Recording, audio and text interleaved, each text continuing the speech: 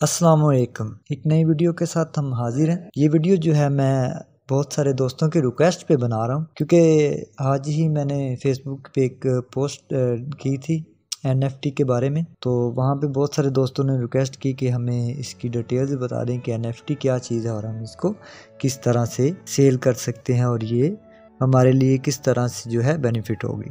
तो आज जो है हम इसी चीज़ को एक्सप्लेन करने वाले हैं कि NFT क्या है, कैसे इसको बना सकते हैं, किस जगह पे इसको सेल कर सकते हैं, इसके लिए कौन कौन से प्लेटफॉर्म्स हैं। तो इन सारी चीज़ों को आज डिस्कस करते हैं हम। तो सबसे पहले तो मैं आपको ये बता दूं कि NFT जो है ये हमारे पास क्या चीज़ है। तो इसके लिए आज मैंने काफ़ी ज़्यादा देर बैठ के रिसर्च की कि NFT जो है ये क्या चीज़ है, और फिर उसके बाद जो है मैं वीडियो बना रहा हूँ। तो सबसे पहले तो मैं आपको ये बताना चाहता हूँ कि एक छोटी सी एग्जांपल देना चाहता हूँ कि जब इंसान के पास काफ़ी ज़्यादा पैसे आ जाएं तो वो कुछ ऊट पटांग हरकतें शुरू कर देता है। तो उन्हीं हरकतों में से एक NFT भी शामिल है। तो आज से पहले हमारे जो इस तरह के ऊट पटांग शौक हुआ करते थे वो डिजिटल नहीं हुआ करते थे, लेकिन अब क्योंकि डिजिटल दौर आ गया है तो हमारे जो ये शौक हैं वो भी सारे डिजिटल हो गए। तो डिजिटल में NFT क्या चीज़ है, ये एक नई थ्योरम है, अभी अभी इंट्रोड्यूस हुई। आने वाले दौर में इसका हो सकता है कि आने वाले दौर में ये बहुत ज्यादा पॉपुलर हो जाए, या फिर आने वाले दौर में हो सकता है कि ये खत्म हो जाए, बट ये अब कुछ नहीं कहा जा सकता। हाँ, बट मैं आपको शुरू में वीडियो के यही बताना चाहता हूँ कि आप इस पे अपने पैसे अभी फिलहाल इन्वेस्ट ना कीजिएगा। किसी भी तरह से आप कोई भी NFT बाय मत कीजिएगा। हाँ, अगर आप क्रिएटर्स हैं तो क्रिएट करके अपनी NFTs को सेल जरूर करें। तो सबसे पहले तो मैं आपको बताना चाहता हूँ कि NFT क्या है। अगर मैं एक छोटी सी एग्जांपल यहाँ पे लेता हूँ कि मेरे पास एक डॉलर का नोट है और एक ही डॉलर का नोट मेरे दोस्त के पास है, तो मैं अगर उसके साथ उसको एक्सचेंज करूंगा तो उसकी वैल्यू जो है वो इक्वल रहेगी, मतलब वो एक्सचेंज हो जाएगा, एक्सचेंजेबल है। और इसी तरह देखें कि मेरे पास अगर एक डॉलर का नोट है और मेरे एक दोस्त के पास एक पाकिस्तानी रुपी है, तो मैं उसको जब एक्सचेंज करूंगा तो जाहिर सी बात है कि वो उसकी वैल्यू जो है वो चेंज हो जाएंगी। तो अभी जो है मैं NFT की तरफ आता हूँ। NFT में हम उसको एक्सचेंज नहीं कर सकते। NFT का मतलब है नॉन फंजिएबल टोकन, और फंजिएबल जो है उसका मतलब होता है रिप्लेसेबल। नॉन का मतलब हो गया नॉन फंजिएबल टोकन मतलब एक नॉन रिप्लेसेबल टोकन। और टोकन क्या चीज है? टोकन बेसिकली एक कॉन्ट्रैक्ट है, इसके बारे में हम बाद में बात करेंगे। NFT वो चीज है जिसे हम रिप्लेस नहीं कर सकते। NFT जो है इसको हम डिवाइड भी नहीं कर सकते। सो अभी अगर आप यहाँ पे देखते हैं कि मेरे पास एक मोनालिसा की पिक्चर जो है उसकी पेंटिंग पड़ी हुई है, किसी बंदे ने मुझे दी है, और मैं उसको उसकी जगह पे कोई भी पेंटिंग या कोई किसी डोडल की पिक्चर बना के दे देता हूँ और मैं उसकी मोनालिसा जो उसको रख लेता हूँ, तो वो बंदा जो है वो कभी भी उसको एक्सेप्ट नहीं करेगा। तो इसी तरह जो NFTs हैं इसका एक ऑनर होता है, और वो ऑनर्स जो है वो अपनी उस चीज को किसी दूसरे बंदे को सेल करता है। अब अगर मुझे मोनालिसा की पेंटिंग चाहिए होगी तो मैं उसके ऑनर से उसको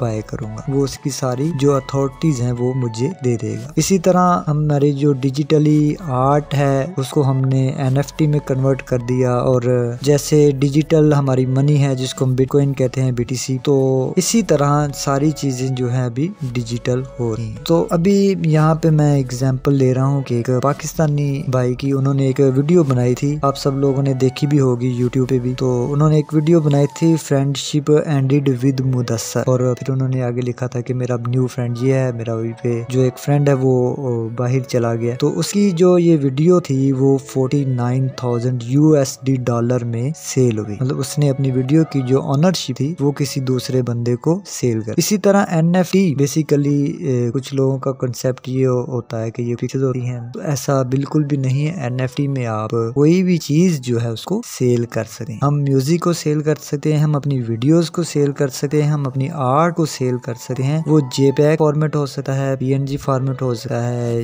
GIF फॉर्मेट हो सकता है, वीडियो हो सकता है, म्यूजिक हो सकता है, कोई भी चीज जो है उसको हम NFT बना के सेल कर सकते हैं। NFT में T का मतलब टोकन है जो हम एक कॉन्ट्रैक्ट साइन करे हैं। जब हम ब्लॉकचेन किसी भी ब्लॉकचेन के ऊपर जाके हमने अपनी NFT जो है सेल करनी है उसको बना के किसी भी चीज को, तो उसके लिए हम जो टोकन जनरेट करेंगे हमारा वो टोकन जो उस ब्लॉकचेन पे रहेगा। तो उस ब्लॉकचेन के हवाले से मैं एक अलग से वीडियो बनाऊंगा कि हम NFT को किस तरह से सेल कर सकते हैं और कौन कौन से ब्लॉकचेन्स हैं जहाँ पे हम NFT सेल कर सकते हैं। तो ये एक बहुत ही ज्यादा ट्रेंड अभी जो चल रहा है, जैसे कि आप लोग जानते हैं trend is your best friend. So अभी ये इस चीज का ट्रेंड चल रहा है, तो आप इसमें जाएं, अपने NFT क्रिएट करें और उनको सेल करने की कोशिश करें। NFT कैसे बनाते हैं उसके लिए मैं एक अलग से वीडियो बना के आप लोगों को दे दूंगा और हम लोग जो है वहाँ पे अपना NFT अपलोड करेंगे और उसको जो है हम फर्दर सेल कैसे करना है वो सारी डिटेल्स आप मैं बता दूंगा। सो यहाँ पे एक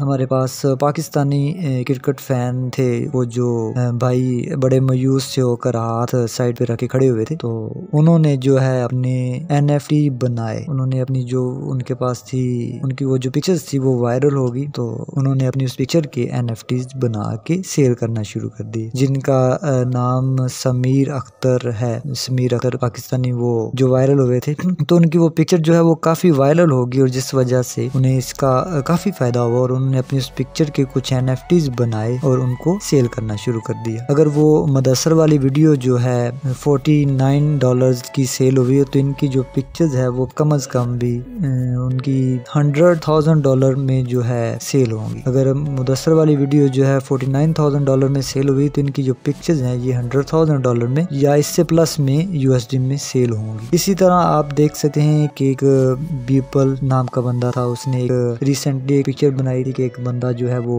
एस्ट्रोनॉइट सूट पहने हुए एक फ्लावर को पकड़ रहा है, देख रहा है। तो उनकी ये जो पिक्चर थी वो 69 मिलियंस में जो है सेल हुई थी। एक इंडियन बंदे ने उनसे ये पिक्चर जो है खरीदी थी। और इसी तरह के एक ऊट पटांग सी एग्जांपल मैं आपको देता हूँ कि ट्वीट में हमारे पास जो है जैक नाम के एक बंदे थे जो कि ट्विटर के को फाउंडर भी हैं, JD उनको शॉर्ट नेम में कहा जाता है। तो उन्होंने जो ट्विटर पे फर्स्ट ट्वीट की थी, मतलब कि ट्विटर की हिस्ट्री में जो सबसे पहली ट्वीट थी वो उनकी थी, और उन्होंने अपनी वो जो ट्वीट है उसको 2.9 मिलियंस में सेल कर दिया। एक मलेशिया के बंदे ने उनसे वो ट्वीट बाय की। तो उन्होंने जो अपनी ट्वीट थी उसका NFT क्रिएट किया और NFT क्रिएट करने के बाद एक ब्लॉकचेन पे जाके उसकी जो ओनरशिप थी उसको उस मलेशियन बंदे को ट्रांसफर कर दिया। तो इससे हुआ तो कुछ भी नहीं, बस उन्होंने एक ट्वीट की थी और एक मलेशियन बंदे ने उससे वो ट्वीट जो है वो खरीद ली। तो इसी तरह की कुछ अजीब हरकतें हम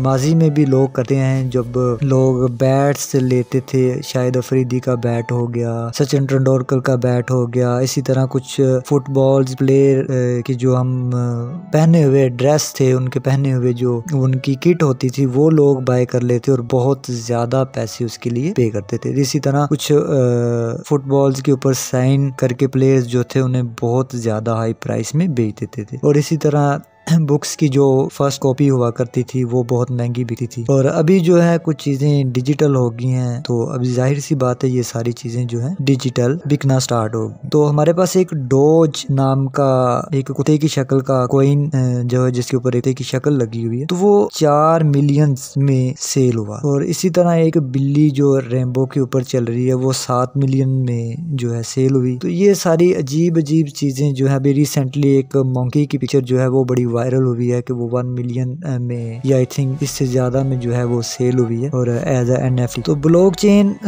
में जाने के बाद हमें अब NFT जो है वो किस तरह क्रिएट करनी। NFT क्रिएट करने के लिए हमें सबसे पहले एक टोकन क्रिएट करना होता है, एक कॉन्ट्रैक्ट जो है क्रिएट करना होता है। उसमें हमें टोकन का नेम देना होता है, टोकन का सिंबल, और उसके बाद टोकन का हैश लगाना होता है। हैश क्या चीज है? वो एक टोकन का स्पेसिफिक सिग्नेचर है कि ये NFT उस बंदे का है, तो ये उसका स्पेसिफिक सिग्नेचर लग जाएगा। उसके बाद जैसे ही वो NFT को आगे किसी दूसरे बंदे को ट्रांसफर करेगा तो उसी ब्लॉकचेन के ऊपर लिखा हुआ आएगा कि इस बंदे से इस बंदे ने ये NFT जो है वो बाय कर लिया है। और अगर वो भी किसी दूसरे बंदे को NFT सेल करता है तो वो वहाँ पे वैसे एक ब्लॉकचेन में एक सीरीज बनती जाएगी कि इससे इसने बाय किया, आगे इसने इसको सेल कर। तो जो फर्स्ट बंदा क्रिएटर है वो NFT में अपने लिए एक स्पेसिफिक जो है अमाउंट वो रख सकता है, जिसको हम लोग लोग रॉयल्टी बोलते हैं। वो रॉयल्टी की बुनियाद पे एक स्पेसिफिक अमाउंट जो है अपने एनएफटी में डाल सकते, और उस अमाउंट का क्या फायदा होता है कि अब वो बंदा अपनी कोई भी चीज अगर उसने जो सेल की है आगे उसको कोई दूसरा बंदा सेल करेगा, वो आगे जिसको भी सेल करेगा, जितनी बार भी वो चीज सेल होगी उसमें से उसे कुछ परसेंट, मतलब उसने अगर 10% फिक्स किया हुआ है तो उसको 10% उसका मिलेगा ही मिलेगा। इस तरह से जो एनएफटीज हैं उनको क्रिएट करके सेल किया जा सकता है। इसी तरह वो पाकिस्तानी फैन हमारे पास जो है हमारे समीर भाई, तो उन्होंने अपनी एक अल्लाह ताला ने उनकी एक लाइफ टाइम के लिए रोजी लगा दी है कि उन्होंने अपने जो एनएफटी बनाए हैं और उन्होंने आगे सेल किए हैं, तो उनके एनएफटी जितनी बार भी सेल होंगे उसमें से उसको कुछ परसेंटेज एज अ रॉयल्टी उन्हें कमीशन जो है वो मिलता रहेगा। तो ये सारी एनएफटी की कहानी थी। अब नेक्स्ट वीडियो का पार्ट 2 जो है मैं एनएफटी को कैसे क्रिएट करना है, एनएफटी की मार्केट्स कौन सी हैं और हम किस तरह से इसको सेल कर सकते हैं, तो अगला जो है वीडियो का पार्ट 2 उस पे बनाऊंगा मैं। तो उम्मीद करता हूँ आप लोगों को ये वीडियो पसंद आई होगी। मैंने काफी सारी सर्च करने के बाद जितनी भी इंफॉर्मेशन मुझे एनएफटी के बारे में मिली उसको मैंने शॉर्ट जो है आपके साथ शेयर कर दिया, और उम्मीद करता हूँ आप लोगों को इस चीज की समझ आ गई होगी। तो काइंडली चैनल को जरूर सपोर्ट कीजिएगा। शुक्रिया, अल्लाह हाफिज।